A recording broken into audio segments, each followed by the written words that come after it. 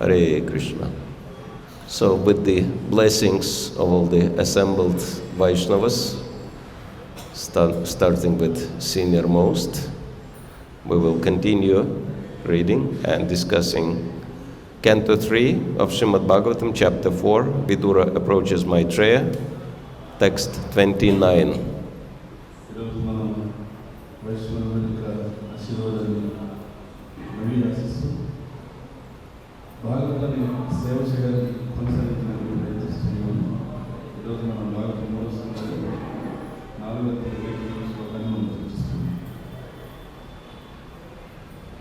And today we have regular schedule, finishing at 8:15, correct? Okay. Om Namah Bhagavate Vasudevaya.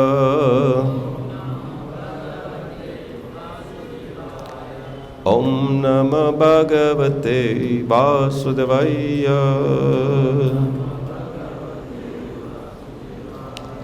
Om Namo Bhagavate Vasudevaya.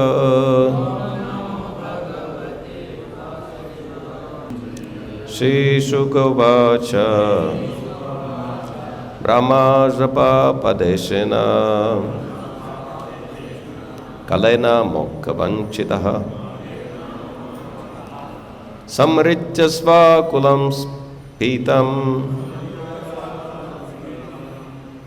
tyakṣyan deham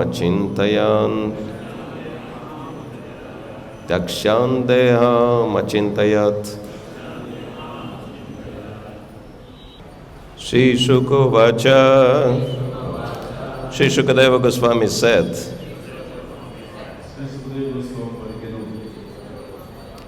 brahma-śāpa, cursing by the brahmaṇas,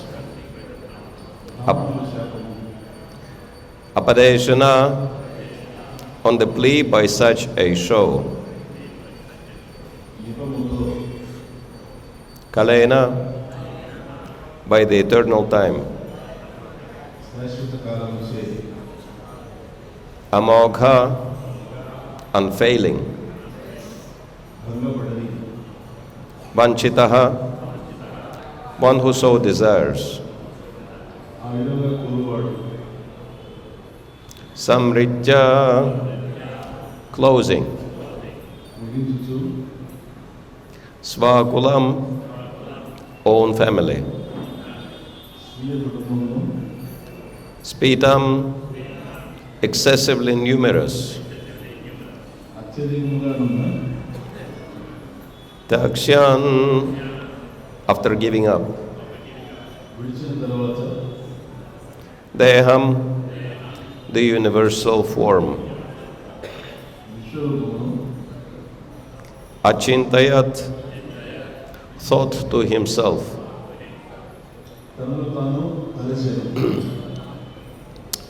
Translation Purport by His Divine Grace, A.C. Bhaktivedanta Swami, Śrīla Prabhupada Ki Jai. Śukadeva Gosvāmī replied, my dear king, the cursing of the brahmanas was only a plea, but the actual fact was the supreme desire of the Lord. He wanted to disappear from the face of the earth.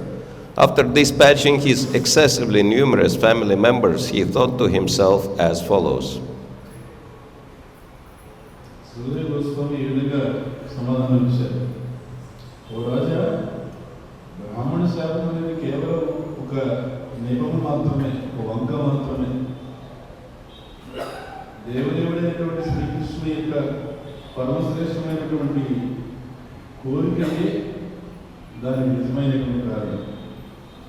అత్యధికంగా ఉన్నటువంటి తన వంశస్థులు సాగనందున తర్వాత ఆ కృష్ణుడు భూమండలం నుండి అంతర్ధానం చెందబోయాడు. అందుకే ఆ దేవదేవుడైన కృష్ణుడు తనలో తాను ఇట్లు తలుచుకున్నాడు, తలపోసాడు. Purport. In this verse, the word tyakṣyan is very significant in relation to Lord Śrī Kṛṣṇa's leaving the body. శ్రీకృష్ణుడు ఆ శ్రీకృష్ణుని దేహత్యాగ సంబంధ విషయంలో ఈ శ్లోకంలో tyakṣyan అనే పదం విలువ ప్రధానమైనది. Since he is the eternal form of existence, knowledge and bliss, his body and his self are identical. శ్రీకృష్ణుడు సచ్చిదానంద విగ్రహుడై ఉన్నందున కృష్ణుడు మరియు ఆ కృష్ణుని దేహము ఒక్కటే. Therefore, how is it possible that he would leave his body and then disappear from the vision of the world? మరి అటువంటిప్పుడు కృష్ణుడు తన దేహాన్ని త్యజించి ప్రపంచ దృష్టికి కనుమరుగ అవ్వడం అనేది ఎలా సాధ్యపడుతుంది? There is a great controversy amongst the non-devotees or Mayavadis about the mysterious disappearance of the Lord, and the doubts of those men with a poor fund of knowledge have been very elaborately cleared by Śrīla Jīva Gosvāmī in his Kṛṣṇa-sandarbha. అసలు శ్రీకృష్ణ భగవానుని అత్యంత రహస్యమైన ఈ అంతర్ధాన విషయంలో భక్తి లేని వారు లేదా మాయావాదులలో గొప్ప వివాదం ఒకటి చెలరేగి ఉన్నది. ఈ విషయంలో అల్పములైనటువంటి ప్రజల సందేహాలన్నింటినీ కూడా శ్రీల జీవ గోస్వామి వారు కృష్ణ సందర్భం అనేటువంటి గ్రంథంలో చక్కగా పరిష్కరించి ఉన్నారు. According to Brahma-samhita, the Lord has many forms. Brahma Samhita ప్రకారంగా శ్రీకృష్ణ భగవానుడు అనేక రూపములను కలిగి ఉన్నాడు. It is stated therein that the Lord has innumerable forms, and when he appears within the vision of the living entities, as Lord Krishna actually appeared, all such forms amalgamate with him. భగవంతుడు అసంఖ్యాక రూపములను కలిగి ఉన్నాడని మరియు జీవుల దృష్టికి ఆ భగవంతుడు కనిపించినప్పుడు అంటే శ్రీకృష్ణుడిగా వాస్తవంగా అవతరించినట్లుగా ఆ రూపములన్నీ అతని యందు మిళితమవుతాయని దాని యందు తెలుపబడింది. Besides all these infallible forms, he has his universal form as manifested before Arjuna on the battlefield of Kurukshetra. Kurukshetra రణరంగంలో ఆ అర్జునుని ఎదురుగా వ్యక్తీకరించబడినటువంటి ప్రత్యక్షమైనటువంటి విశ్వరూపం ఏదైతే ఉందో ఆ విశ్వరూపం కూడా ఆ కృష్ణుడు తనలో కలిగి ఉన్నాడు.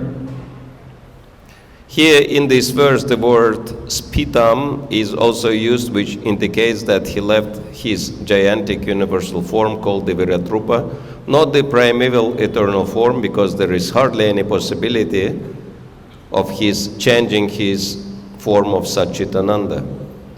స్పీతం అనేటువంటి పదం కూడా ఇక్కడ ఉపయోగించబడింది ఈ శ్లోకంలో.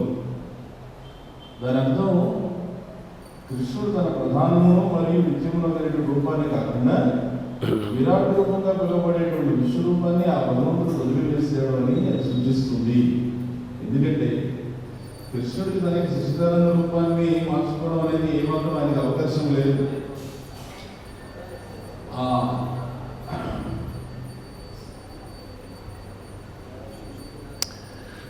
This simple understanding is at once realized by the devotees of the Lord, but those who are non-devotees who perform hardly any devotional service to the Lord either do not understand this simple fact or purposely raise a controversy to defeat the eternity of the transcendental body of the Lord. Shri Shri Radha Govindasta Sakhi Vrinda Giriraj Govardhan Shri Gauranga Mahaprabhu Ki Jai. కృష్ణుడికి తన సచ్చిదానంద స్వరూపాన్ని మార్చడానికి ఏమాత్రం అవకాశం లేదు.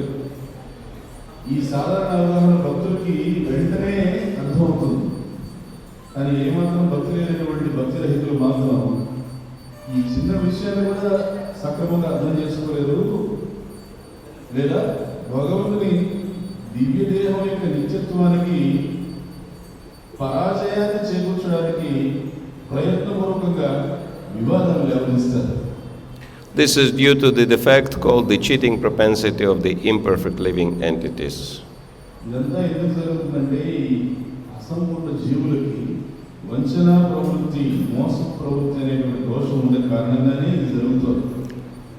By practical experience also it is seen up to the present day that the Lord's transcendental form is worshipped by devotees in different temples, and all the devotees of the Lord factually realize that the form of the deity in the temple is non-different from the form of the Lord. వివిధ మందిరాలలో భక్తుల చేత ఆ భగవంతుని దివ్య రూపం అర్చించబడ్డాను, మరియు మందిరంలో శ్రీ విగ్రహం ఆ భగవంతుని రూపానికి అభిన్నమైన భక్తులందరూ వాస్తవంగా సాక్షాత్కారం పొందడము నేటికి కూడా మన స్వానుభవం ద్వారా చూడవచ్చును. This inconceivable performance of the internal potency of the Lord is described in Bhagavad-gītā 7:25. Naham prakasha sarvasya yoga-māyā-samāvṛtaḥ. భగవంతుని అంతరంగ శక్తి యొక్క ఈ అచింతమైనటువంటి కార్యనిర్వహణం భగవద్గీత 7:25 శ్లోకంలో నాహం ప్రకాశ సర్వస్య యోగమాయా-సమāvṛtaḥ అని వివరించబడింది. The Lord reserves the right of not being exposed to everyone. అనగా భగవానుడు అందరికీ ప్రత్యక్షం కావడం. In the Padma Purana it is said, Ataha Śrī Kṛṣṇa namadina bhavedgrāyam indriya Bhakti Rasayana Sagara Swami 1:2-34. ఇదే ఈ విషయమే పద్మపురాణంలో అంత శ్రీకృష్ణ నామాన్ని గ్రాహ్యేంద్రియం తెలుపబడింది. భగవంతునికి నామరూపంలో భౌతిక ఇంద్రియాల చేత తెలియబడబోవు. The name and form of the Lord cannot be perceived by the material senses, but when he appears within the vision of the mundane people, he assumes the form of the virāṭ-rūpa. అందుకనే లౌకిక జనుల దృష్టి యొక్క కనిపించినప్పుడు ఆ భగవంతుడు విరాట్ రూపాన్ని ధరిస్తాడు. This is an additional material exhibition of form and is supported by the logic of a subject and its adjectives. ఇది రూపం యొక్క మరొక భౌతిక ప్రదర్శనమై కర్త మరియు విశేషణము తర్కము చేత సమర్థించబడుతుంది. In grammar, when an adjective is taken away from the subject it modifies, does not change. వ్యాకరణమందు కర్త నుండి ఈ విశేషణాన్ని తొలగించినప్పుడు విషయమేమి మారబోదు. Similarly, when the Lord quits his virāṭ-rūpa, his eternal form does not change, although there is no material difference between himself and any one of his innumerable forms. అదేవిధంగా భగవంతుడు తన విరాట్ రూపాన్ని ధరించినప్పుడు ఆ భగవంతుని వ్యక్తి రూపం ఏమీ కూడా మార్పు చెందబోదు. In the fifth canto, it will be seen how the Lord is worshipped in different planets, in his different forms, even now, and how he is worshipped in different temples of the earth also. కానీ వాస్తవానికి భగవంతునికి మరియు ఆ భగవంతుని అసంఖ్యాక రూపముల మధ్య ఎటువంటి భౌతిక భేదం అనేది లేదు. Śrīla Jīva Gosvāmī and Śrīla Vishwanath Chakravarti Thakur have very elaborately explained this incident of the Lord's disappearance in their commentaries, quoting various authentic versions of Vedic literatures. ఈ రోజు కూడా అందుకే భగవంతుడు వివిధ లోకాలలో వివిధ రూపములతో ఏ విధంగా అర్చించబడుతున్నాడో మరియు ఈ భూమి పైన కూడా వివిధ మందిరాల్లో ఏ రీతిగా ఆరాధించబడుతున్నాడో మనం ఐదవ స్కంధంలో చూడవచ్చు. శ్రీకృష్ణ భగవాన్ యొక్క అంతర్ధానానికి సంబంధించి ఈ విషయాన్ని శ్రీల జీవ గోస్వామి వారు మరియు శ్రీ కృష్ణ వారు వివిధ ప్రామాణిక వైదిక వాంగ్మయాలను అన్వయించుచు అతి జాగ్రత్తగా తమ వ్యాఖ్యానంలో వర్ణించున్నారు. We purposely do not include them all here to avoid an increase in the volume of this book. ఈ గ్రంథ పరిమాణం అధికంగా పెరిగిపోవడాన్ని వెరచి గ్రంథ పరిమాణం అధికంగా పెరిగిపోవడం వల్ల ఆ వ్యాఖ్యానాలన్నీ కూడా నేను ఇందులో చేర్చడం లేదు. The entire matter is explained in Bhagavad-gītā as quoted above. The Lord reserves the right of not being exposed to everyone. అయితే పైన తెలుపబడిన ఈ విషయం అంతా భగవద్గీతలో వివరించబడింది. భగవంతుడు అందరికీ విదితము కాబోడు. He always keeps himself out of the vision of the non-devotees who are devoid of love and devotion, and thus he puts them still further away from the Lord. ప్రేమ మరియు భక్తులు వివరించినటువంటి భక్తి లేని అభక్తుల దృష్టి భగవంతుడు సర్వదా దూరంగా ఉంటాడు. ఆ విధంగా వారిని ఆ భగవంతుడు తన నుండి అధికంగా దూరం చేస్తూనే ఉంటాడు. The Lord appeared on the invitation of Brahma, who prayed before the Kṣīrodakaśāyī Viṣṇu, and therefore when the Lord appeared, all the forms of Viṣṇu amalgamated with him, and when the mission was fulfilled, all of them disintegrated from him in the usual course. క్షీరోదకాశాయీ విష్ణువు ఎదుట ప్రార్థన చేసి ఉన్నాడు కాబట్టి బ్రహ్మదేవుడు ఆ బ్రహ్మదేవుడు ఆహ్వానమై శ్రీకృష్ణ భగవానుడు అవతరించాడు. ఆ విధంగా దేవదేవుడైన శ్రీకృష్ణుడు అవతరించినప్పుడు విష్ణు రూపములన్నీ కూడా ఆ కృష్ణుడిని విడిపోయాయి. కార్యం పూర్తి అవగానే ఆ రూపములన్నీ కూడా కృష్ణుడి నుంచి సహజమైన రీతిలోనే విడిపోయాయి. So this is the end of the purport.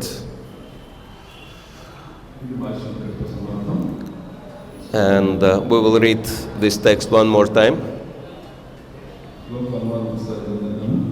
Śrī-śuka uvāca brahma-śāpāpadeśena kalem namokha vanchita samrityasva kulam spītam tyakṣyan deham achintayat.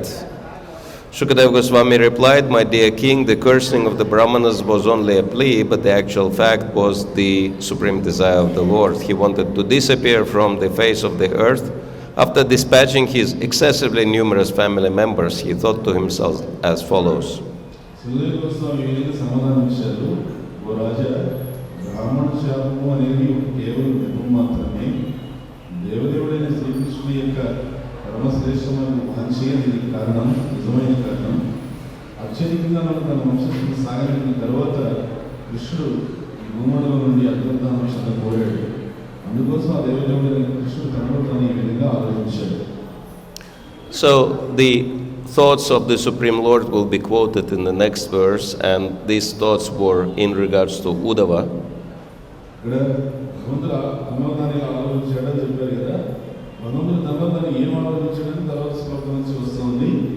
ఆ శ్లోకం నుంచి వచ్చేటువంటి అవన్నీ కూడా ఉద్ధవుడికి కృష్ణుడు చెప్తున్నాడు. తనలో ఆలోచనని ఉద్ధవుడు చెప్పాడు. But other thoughts of the Lord in relation to why he decided to withdraw the Yadu dynasty and himself from the face of the earth is explained in the 11th canto of Srimad Bhagavatam.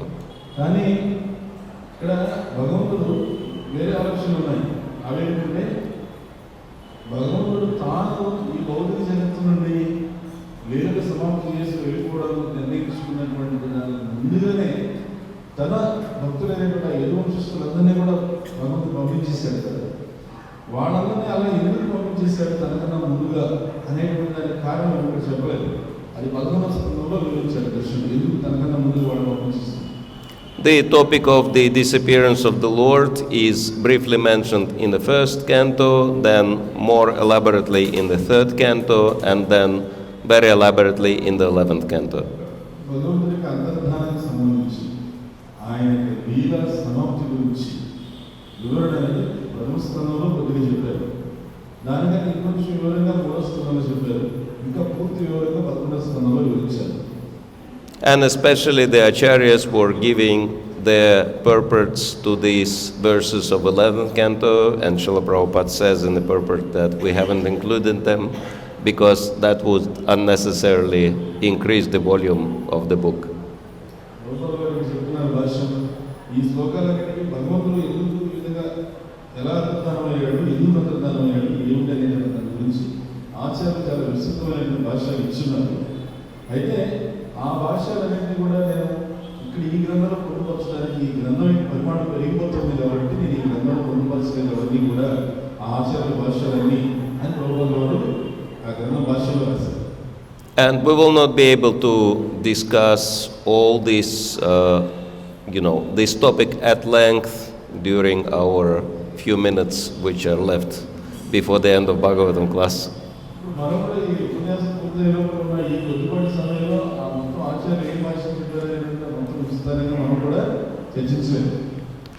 But just to give you a little idea, we will read a few verses from the first chapter of 11th canto. కానీ మీకు ఒక చిన్న ఆలోచన వచ్చేదానికి ఏమి కారణమైతే మీకు అవగాహన వచ్చేదానికి భాగవతంలో 3వ అధ్యాయంలో కొన్ని శ్లోకాలు చదువుతాను. Why the Lord decided to destroy his own family and why he decided to leave himself from this world. భగవంతుడు ఎందుకు తన యొక్క స్వంత తన యొక్క యదువంశాన్ని తానే ఎందుకు ఆ విధంగా అంతర్యం చేశాడు, తర్వాత తాను ఎందుకు అంతర్ధానం అవ్వాలనుకున్నాడు, ఈ రెండింటి కారణం ఏంటి అనేది వివరించబడింది. So, starting from text 3, we'll be just reading translations to save time. The Supreme Personality of Godhead used the Yadu dynasty, which was protected by his own arms, to eliminate the kings who with their armies have been the burden of this earth. Then the unfathomable Lord thought to himself, although some may say that the earth burden is now gone, in my opinion it's not yet gone, because there still remains the Yadava dynasty itself, whose strength is unbearable for the earth. Shri Sukhadeva Goswami చెప్తున్నారు, శ్రీకృష్ణుడు బలరాముడితో కూడి యాదవ వంశం చేత పరివర్తనై అనేక మంది రాక్షసులను వధించాడు. తర్వాత భూభాగాన్ని మరింత తొలగించడానికి ఆ కృష్ణుడు కురుక్షేత్ర మహాసంగ్రామాన్ని కూడా ఏర్పాటు చేశాడు. అది కురుపాండవుల మధ్య అకస్మాత్తుగా ఒక కలహాన్ని కలగజేసింది.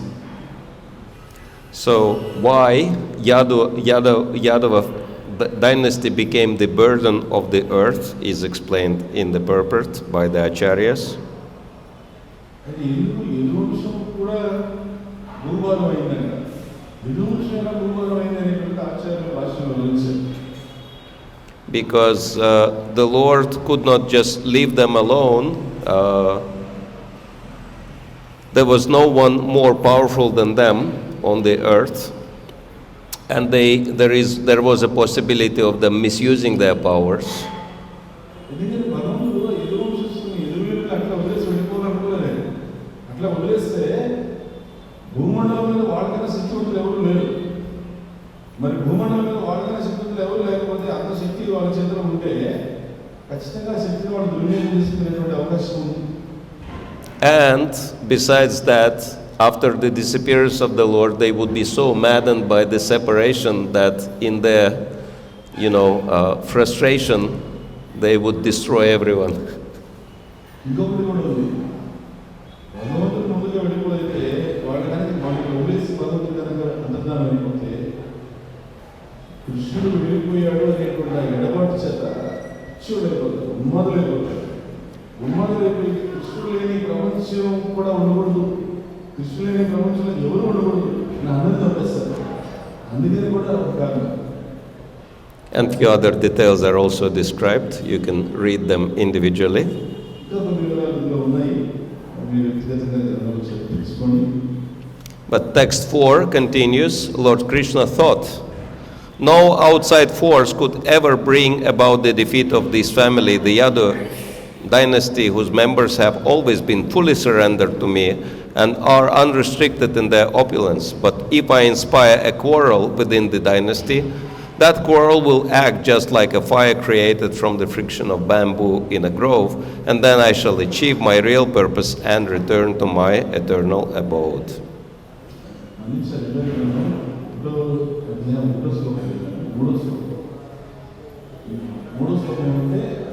తన సేనలతో భూభారంగా అయినటువంటి రాజును నిర్మూలించడానికి భగవంతుడు స్వభావరక్షకమైనటువంటి యదువంశాన్ని ఉపయోగించుకున్నాడు.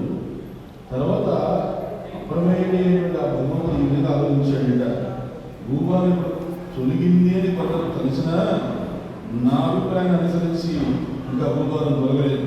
ఎందుకంటే భూమికి భారమైనటువంటి యదువంశం ఇంకా మిగిలి ఉంది. ఇక్కడ భగవానుడు ఇంకా ఆలోచిస్తున్నాడు ఈ విధంగా, సర్వదా నాకే సంపూర్ణంగా శరణాగతులైన వారు అపరిమితమైనటువంటి అతిశయములైనటువంటి యదువంశస్థుల్ని ఈ ప్రపంచంలో ఏ బాహ్య శక్తి కూడా జయించలేదు.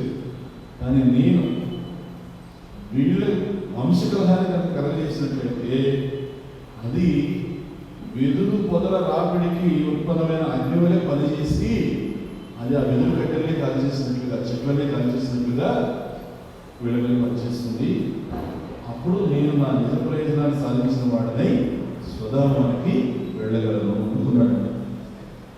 And one additional very important point, which is explained towards the end of this purport from Śrīla Bhaktisiddhanta Saraswati, that the reason why the Lord wanted to withdraw his family before he left himself, because he didn't want people to worship them as gods, to equate them with Krishna, which would, support Mayavad philosophy. And so he didn't want, anyone to be mistaken for being God just because someone is powerful. So he decided to withdraw his family. ఈ శ్లోకం భాషలో భక్తిదాస సరస్వతి మహారాజు ఒక ముఖ్యమైన విషయం, ఎందుకు కృష్ణుడు తాను అంతర్ధానం అవడానికి ముందే తన యదువంశాన్ని అంతరింపజేశాడంటే, తాను అంతర్ధానమై వెళ్ళిన తర్వాత మిగిలి ఉన్నటువంటి యదువంశం ఏదైతే ఉందో ఆ యదువంశాన్ని చూసి ప్రజలు కృష్ణుడు తరపున వాళ్ళు ఉన్నారు, కృష్ణుడు స్వయాన బంధువులు ఉన్నారు అని వాళ్ళని కృష్ణులాగా వాళ్ళని భగవంతులాగా భావించి పూజించేస్తారేమో, తన యొక్క జాడలు, తన వంశస్థుల యొక్క జాడలు భూమండలం మీద ఎక్కడ ఉండదు అనే ఉద్దేశంతో భగవంతుడు యదువంశం మొత్తాన్ని అక్కడ పూజిస్తాడు. దానివల్ల భవిష్యత్తులో ఎవరైనా యదువంశస్థుల పలానా వాళ్ళు పట్టుకొని వీళ్ళు కూడా దేవుడే, ఎందుకంటే ఆ దేవుడు వంశంలో ఉన్న వాళ్ళు కూడా అనుకుంటా ఉంటారు. And text 5 says, "My dear King Parīkṣit, when the Supreme Almighty Lord, whose desire always comes to pass, had thus made up his mind, he withdrew his own family on the pretext of a curse spoken by an assembly of brahmanas." ఇప్పుడు ఐదో శ్లోకంలో చెప్తున్నారన్నమాట సుఖదేవ గోస్వామి, ఓ పరీక్షిత్ మహారాజా, సత్య సంకల్పుడు సర్వశక్తిమంతుడైనటువంటి దేవదేవుడైన శ్రీకృష్ణుడు ఆ విధంగా నిర్ణయం తీసుకున్న తర్వాత బ్రాహ్మణ-శాపం అనేటువంటి ఒక నెపముతో, ఒక వంకతో తన యదువంశాన్ని కూడా నశింపజేశాడు. And acharyas are making very important points in this regard, that the Lord wanted to show that the birth in a high family is not a qualification for being worshipped. And so he didn't want to give this opportunity for people to worship someone who was just born in the Lord's family.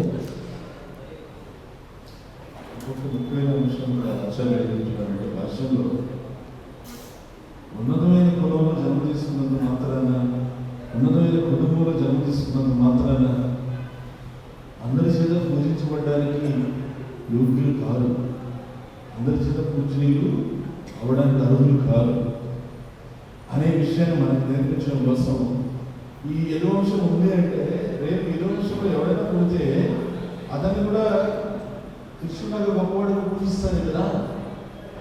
కృష్ణుడు మనకి ఈ విషయం తెలియజేయాలనుకున్నాడు. ఉన్నతమైన కులంలో పుట్టినంత మాత్రాన, ఉన్నతమైన జాతిలో పుట్టినంత మాత్రాన నువ్వేమి పూజనీయుడు కాదు అని చెప్తాను.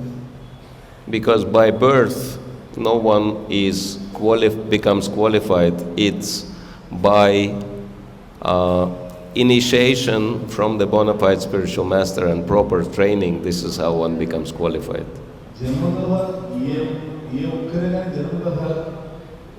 ఎటువంటి యోగ్యతని అర్హతను కలిగి ఉండదు. వాడు ఒక ఆధ్యాత్మిక అనుభవంలో సరైనటువంటి శిక్షణ పొంది ఎప్పుడైతే వాడు రుజువుగా అవుతారో, ఉపనయనం తీసుకుంటారో అప్పుడు వాళ్ళకి యోగ్యత అనేటువంటిది లభిస్తుంది. High birth or high position in the society might give some opportunities, but also these opportunities can be very easily misused and abused.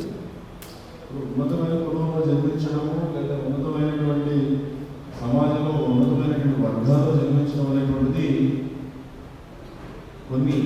కొన్ని రకాలుగా చూసుకుంటే ఒక ఆధ్యాత్మికమైన అవకాశాన్ని ఇస్తుంది, కొన్ని అవకాశాలు ఇస్తుంది ఆధ్యాత్మికతలోకి రావడానికి. కానీ అదే సమయంలో ఆ ఉన్నతమైన కులంలో పుట్టడం అనేటువంటిది అవకాశాలను దుర్వినియోగం చేసుకునేటువంటి పరిస్థితులు కూడా కల్పిస్తుంది.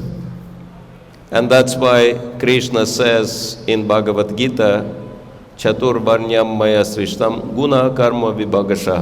He says, I divide the whole society into 4 classes according to guna-karma, according to qualities and activities. He never says janma-karma. He never mentions birth. అందుకనే భగవంతుడు కూడా భగవద్గీతలో చెప్పేటప్పుడు ఏమన్నాడు, చాతుర్వర్ణం మయా సృష్టం గుణ-కర్మ విభాగశః. ఈ సమాజంలో చాతుర్వర్ణం ఏదైతే ఉందో ఆ 4 వర్ణాలను నా చేత ఏర్పాటు చేయబడ్డాయి. ఏ విధంగా, దేని ఆధారంగా? ఆయా జీవుల గుణ-కర్మల ఆధారంగా నేను అది ఏర్పాటు చేశాను అని చెప్పన్నాడు కృష్ణుడు. ఎక్కడికైనా కృష్ణుడు జన్మకర్మ నుంచి అని చెప్పలేదు చూడండి. ఒకవేళ పుట్టుక నుంచి అలా నిర్ణయించేది జన్మకర్మ అని చెప్పాడు. గుణకర్మ అన్నాడు. వాడికి గుణాలు ఏంటి, ఆ గుణాల ప్రకారంగా వాళ్ళు చేసే కర్మలు ఏమిటి, దాని ప్రకారంగా వాళ్ళ యొక్క వర్ణాలు నిర్ణయించబడతాయి. He says janma karma, but only in relation to himself. Janma karma cha me divyam evam yavetti tatvatah. జన్మ కర్మ అని చెప్పలేదు అన్నట్లా చెప్పాడు. ఎక్కడ చెప్పాడంటే తనకు సంబంధంలో చెప్పాడు. జన్మ కర్మ వచ్చి మేము ఇంకొక శ్లోకంలో మీరు నా జన్మ కర్మను తెలుసుకోండి అని అక్కడ చెప్పాడు. That his janma and his karma are always divyam, but ours are not necessarily. ఇప్పుడు భగవంతుని జన్మ, భగవంతుని కర్మ ఎప్పుడు దివ్యమైనది. మన విషయానికి వచ్చేసరికి ఆ విధంగా లేదు, ఉండాల్సిన అవసరం కూడా లేదు. So we have to make distinction between ourselves and God.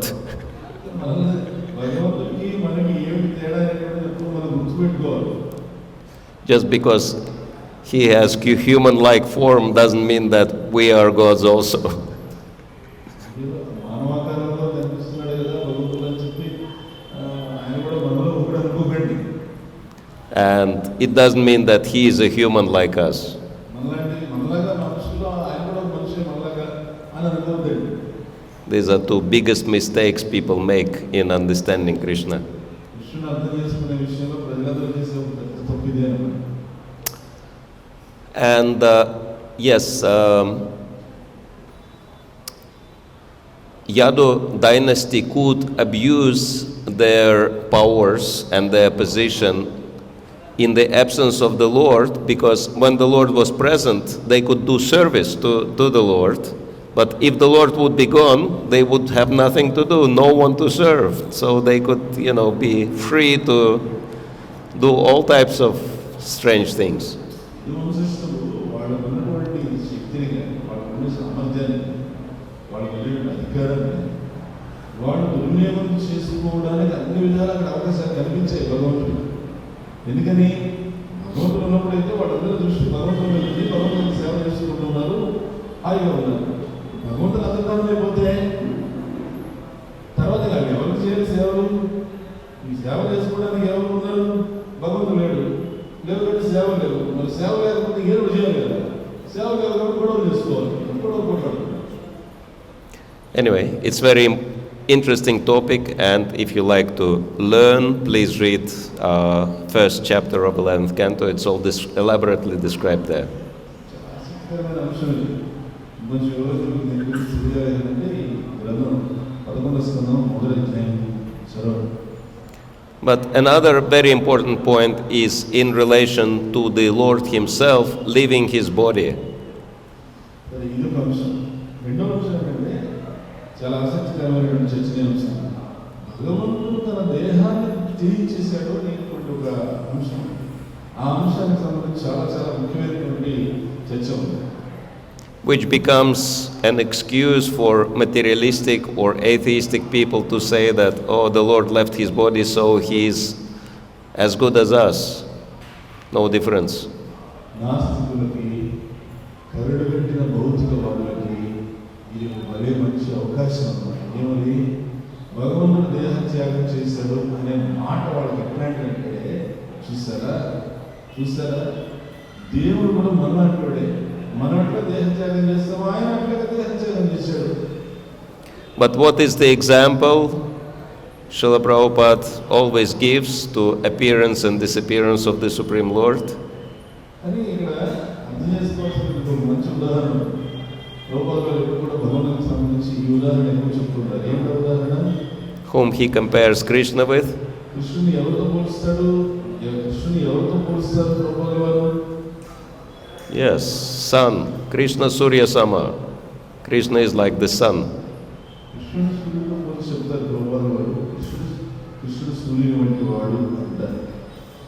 And sometimes we can see sun is setting at the horizon of the ocean.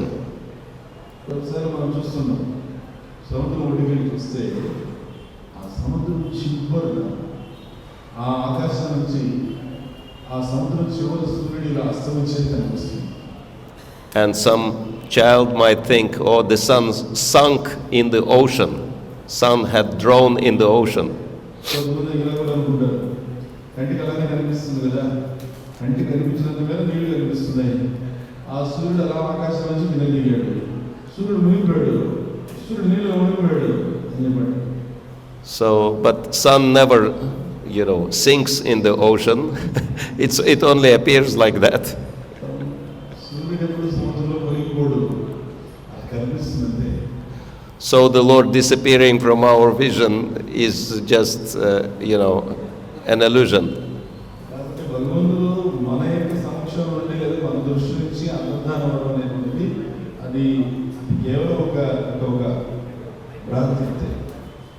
But naive people, they think, they cannot figure these things out. They think if the deity of the Supreme Lord is non-different from him, then destroying the deity means to kill the Supreme Lord. Some materialistic people, they think, okay, if this is God, I destroy the deity, I will kill the God.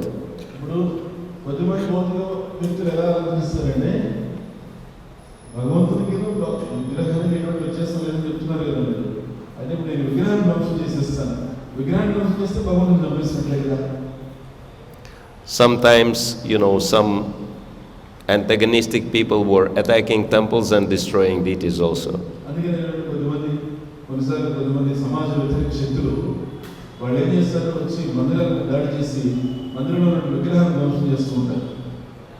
But Śrīla Prabhupada gave the comparison that, sometime there was a riot against government in India, and people were thinking, we will destroy the government by destroying post office boxes. Then, if post office boxes will be destroyed, the government will be destroyed.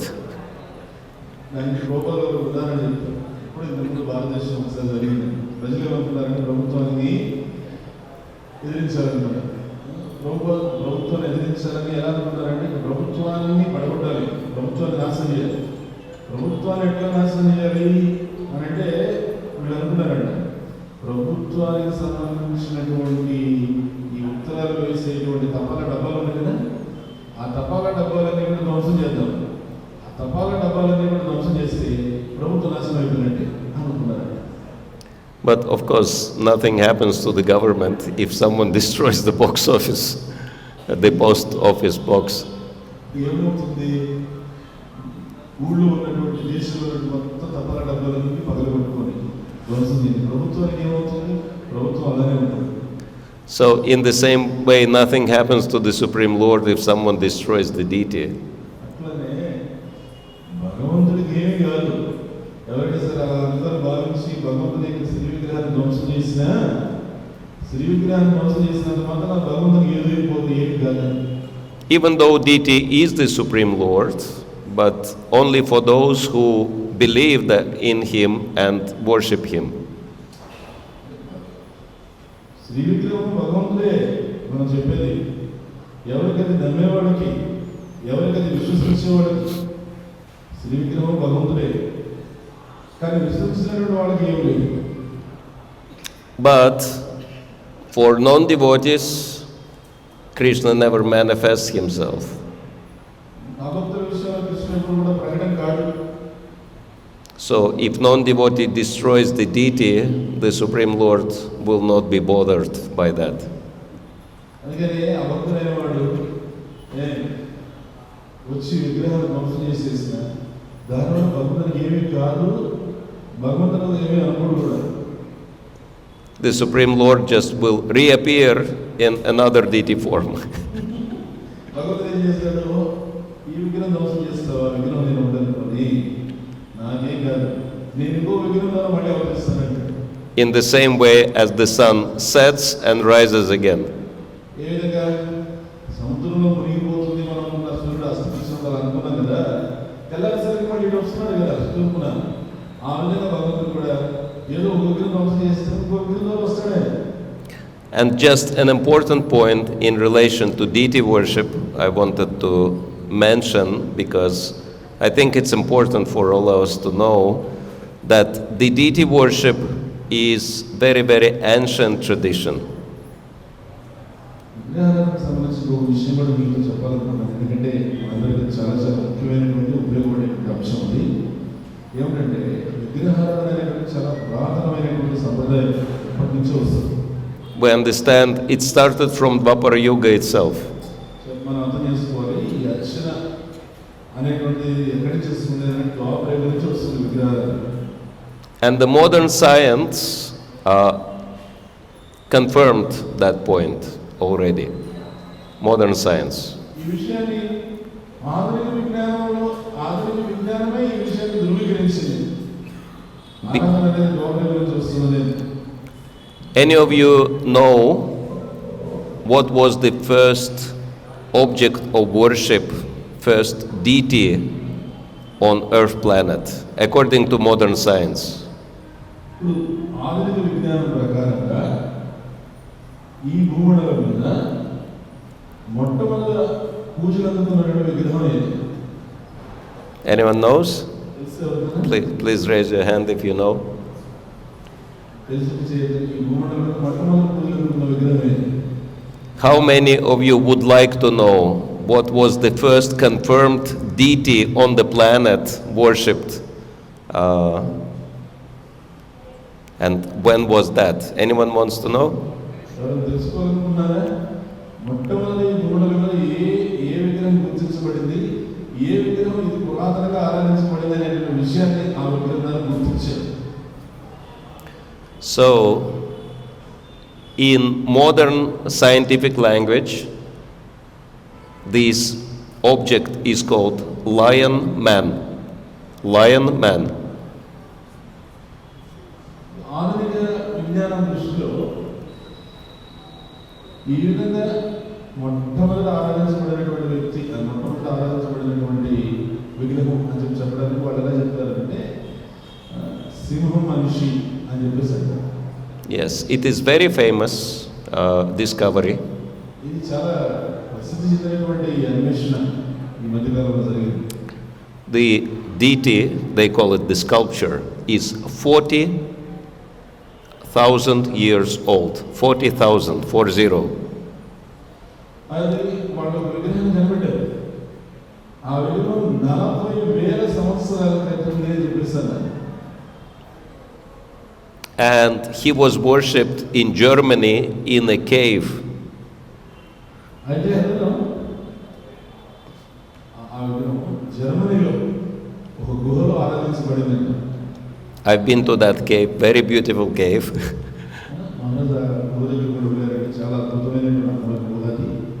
And this deity is kept in the museum of in Germany, in the city of Ulm city. ULM, that's the name of the city. Ulm. జర్మనీలో ఆల్మ్ అనేటువంటి ఒక నగరంలో ఈ విగ్రహాన్ని భద్రపరిచారు. ఇది అన్నిటికన్నా పురాతనంగా ఆరాధించబడిన విగ్రహం. If any one of you would happen to be in Germany, you can get the darshan of Lion Man. ఎవరైనా సరే మీరు జర్మనీకి వెళ్ళేటువంటి ఆ అవకాశాన్ని పొందితే జర్మనీ వెళ్ళినప్పుడు చూడండి ఈ సింహం మనిషి ఎవరు, ఆ విగ్రహాన్ని అక్కడ చూడొచ్చు. Or you can read about him in Wikipedia. He is very famous. లేదు మీరు వికీపీడియాలో కూడా ఉంది, చాలా ప్రసిద్ధి చెందినటువంటి వ్యక్తి, ఆయన గురించి మీరు చదవచ్చు. And there is no doubt in anyone's mind that he was the object of worship. He was worshipped religiously in that cave. దాని గురించి ఎవరికి ఏం తర్వాత సందేహాలు కూడా ఏం లేవు. ఆ వ్యక్తి ఆ గుహలో అత్యంత పురాతనంగా పూజలు అందుకున్నటువంటి విగ్రహం అనేసి. Because they found some ornaments and some, different objects, different items. Obviously, he was kept for worshipping, because in that cave there was a little place like an altar. He was there, and all these items were also around him, including flutes. Even flutes were there. Flute. Lion playing flute, that's very strange. అక్కడ ఆ విగ్రహానికి సింహం మనిషిగా ఉన్నానే, సింహ రూపంలో మనిషిగా ఉంది ఆ విగ్రహం. ఆ విగ్రహం వాళ్ళ గుహలో కనిపించింది అనమాట ఈ అన్వేషణ ప్రముఖాలు. ఆ విగ్రహానికి అక్కడ ఏమున్నాయంటే ఆ విగ్రహం పైన అనేక రకాల నమూనాలు ఉన్నాయి. విగ్రహానికి దగ్గరలో ఆ విగ్రహాన్ని పూజించినటువంటి అనేక పూజ ద్రవ్యాలు దొరికాయి. వాటితో పాటుగా ఒక పిల్లల కూడా దొరికింది. సింహం పిల్లల కూడా ఉంటుంది. So there are many very interesting details connected to Lion Man, and you can read about him in Wikipedia in all languages, because according to modern science, this is the first discovery in the world from which religion started. They don't know any other evidence of religion on the planet prior to 40,000 years ago. So this is the first evidence of religious history of the world.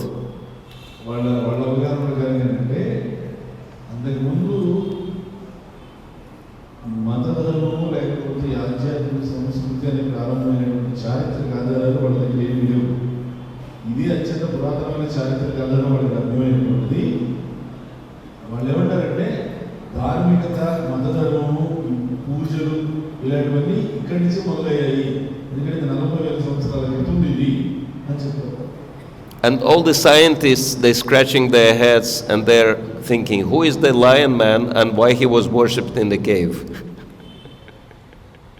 అక్కడి నుంచి ఎక్కువ దాని గురించి వివరాలు వాళ్ళకి తెలియదు. శాస్త్రవేత్తలందరూ కూడా ఏంటంటే వాళ్ళు బ్రహ్మములు ఉన్నారు ఈ విషయంలో. సింహం మనిషి ఎవరు అవుతున్నారు, నరుడు రూపంలో ఉన్న సింహం ఎవరు సింహం, అతను ఆ గుహలో ఎందుకు అలా ఆరాధించబడ్డాడు, ఈ విషయాలు వాళ్ళకి సమాధానం లేక వాళ్ళు తలపగొట్టుకుంటారు. Even though for us it is so clear who was the lion man, because the lion man is worshipped in Bharat forever. మనకి తెలుసు ఆ సింహరూపంలో మనిషి ఎవరు, సింహరూపంలో నరుడు ఎవరు అని. సింహం అంటే మన భాగవతంలో ఎప్పటికీ కూడా శాశ్వతంగా ఆయన సేవకున్నటువంటి భగవంతుడైన అనేటువంటి విషయం మనకు తెలుసు. And also in caves traditionally, as you know, in South India. అందులో ఈ నరసింహరూపం అనేది భగవంతుడికి నరసింహరూపం ప్రత్యేకించి గుహలోనే కొనుక్కుంటాడని, గుహలో కొనుక్కుంటే పూజలు ఉంటాడనే విషయం కూడా మనకు స్పష్టంగా తెలుసు. ఎందుకంటే మనకు తెలిసి నరసింహక్షేత్రాలు ఎక్కడెక్కడ ఉన్నాయి. Shri Bhagavan Nrsimhadev ki jai. So this is 40,000 years. It's not even Kali Yuga. It's very deep into Dvapara Yuga. He was already worshipped. అందుకని 40,000 సంవత్సరాల క్రితం అంటున్నారు. 40,000 సంవత్సరాల క్రితం ఈ విగ్రహం ఆ గుహలో జర్మనీలో ఉన్న ఆ గుహలో ఆరాధించబడింది అంటారు. 40,000 సంవత్సరాల క్రితం అంటే ఎక్కడికి వెళ్ళింది? ద్వాపర యుగానికి వెళ్ళింది. కలియుగం వెనక్కి వెళ్ళాము. ఎందుకంటే ద్వాపర యుగంలో ఈ విగ్రహం ఆరాధించబడింది అని తెలుస్తుంది. We are even discussing with devotees that we need to hold scientific government conference in Germany about the lion man, bringing, scholars from India and other places to discuss who is the lion man and what's his importance for us.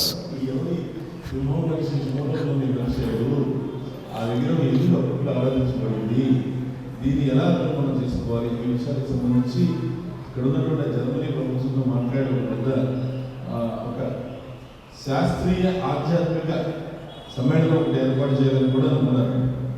Only pandemic stopped us from executing those plans, so maybe with your blessings this conference will happen. వ్యతిరేకవాదులు ఈ ప్రయత్నాలు అనుకుంటున్నారు. ఆయన కూడా మీ ఆశీర్వాదంతో మేము ఇంకా ప్రయత్నం చేస్తాం, ఇది ప్రయత్నం సఫలీకృతం అవుతుందని చెప్పేసి నేను ఆశిస్తున్నాను. But, I recommend that you find him on the internet and look at his face, even though he is lion, but he has a big smile on his face.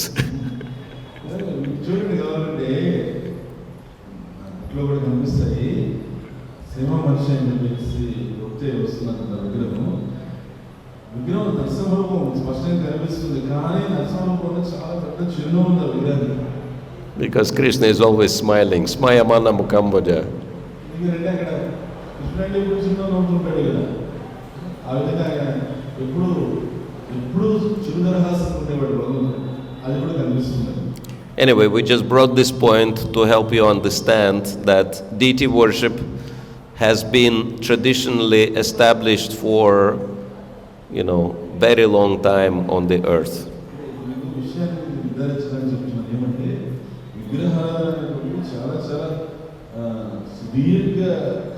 Yes, that's it.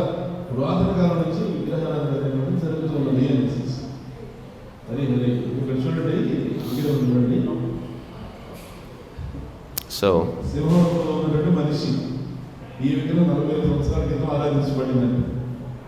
anyway, and Krishna in his different forms, or Vishnu in his different forms, was worshipped all over the planet, because the whole planet was Bharat prior to, few thousand years ago.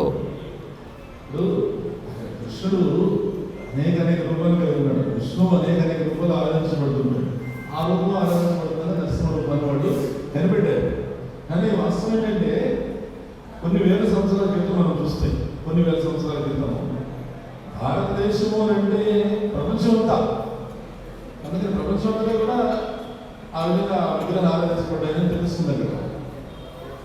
And I've done 14 round the world trips, and I've seen many evidences that it is all true, that, Vedic culture is present all over the world very clearly, and I could tell you sometime, whenever time permits, about all these things. 14 times, yes. మహారాజు మొత్తం ప్రపంచంలో 14 సార్లు చుట్టూ వచ్చారట. 14 సార్లు ప్రపంచాన్ని చుట్టూ వచ్చి నేను చెప్తున్నాను, ప్రపంచంలో ఏ మూలకు పోయినా కూడా భారతదేశ వైదిక సంస్కృతి యొక్క మూలాలు కనిపిస్తూనే ఉన్నాయి. దాని వివరాలు మీకు ఒకసారి నేను చెప్తాను వివరంగా. కానీ నేను స్పష్టంగా చెప్పగలను, ఈ భూమండలంలో ఎక్కడ తిరిగితే కూడా ఈ భారతదేశం యొక్క సంస్కృతి యొక్క మూలాలు అన్ని చోట్ల కనిపిస్తున్నాయి. But it's just for you to understand that what you practice and study is the most important thing on the planet. మీరు అర్థం చేసుకోవాల్సిన విషయం నేను చెప్పదలుచుకుంది ఏంటంటే, మీరు ఏదైతే అధ్యయనం చేస్తున్నారో, మీరు ఏదైతే అభ్యాసం చేస్తున్నారో, అది భూమండలం మీద అత్యంత ముఖ్యమైనటువంటిదని మీరు గుర్తించాలి. And therefore, let's please study very deeply the heritage of the world, not just Bharat, the whole planet, and educate people, starting with Bharatiyas, right? Because without this knowledge and spiritual practice, everyone suffers.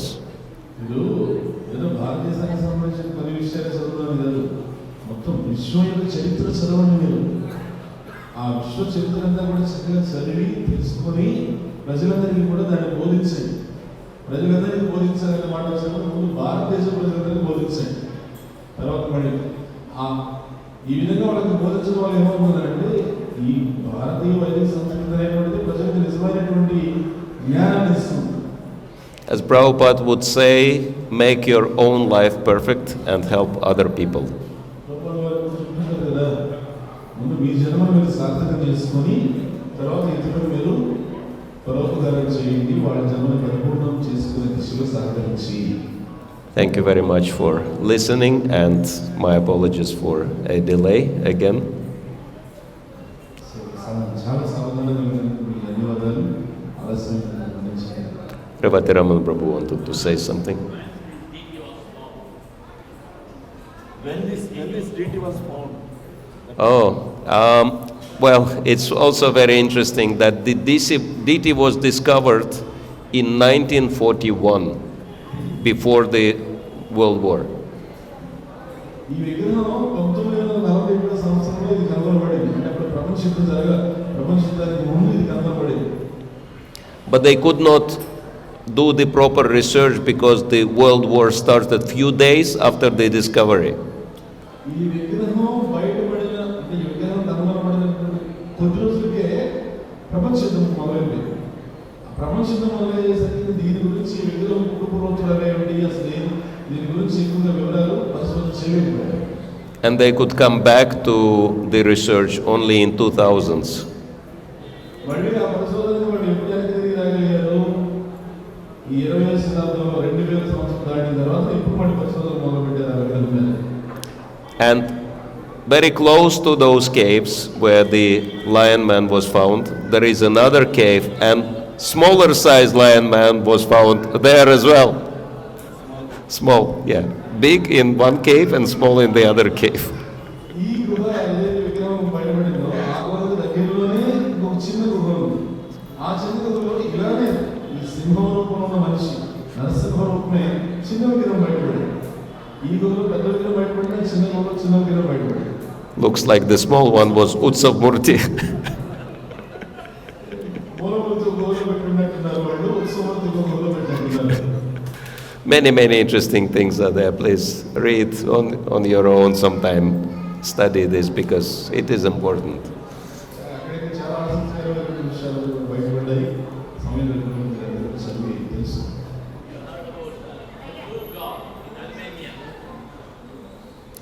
Armenia, we heard about blue god.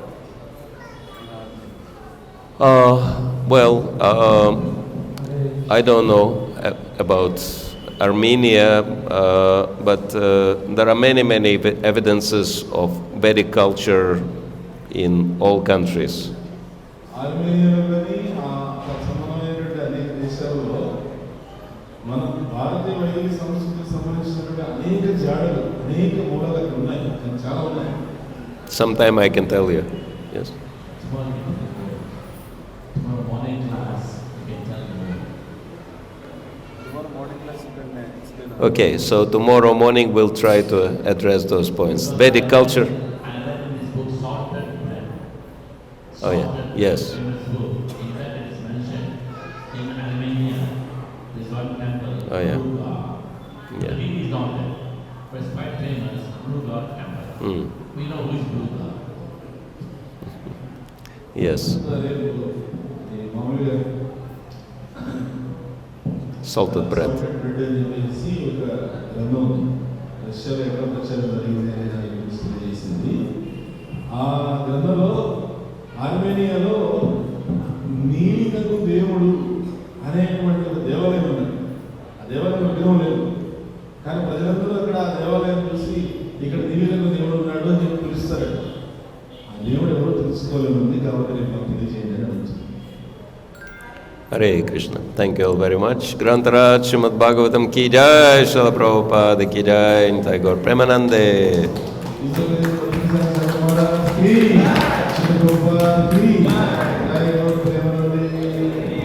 Gaur Bhakta Vrinda ki jai.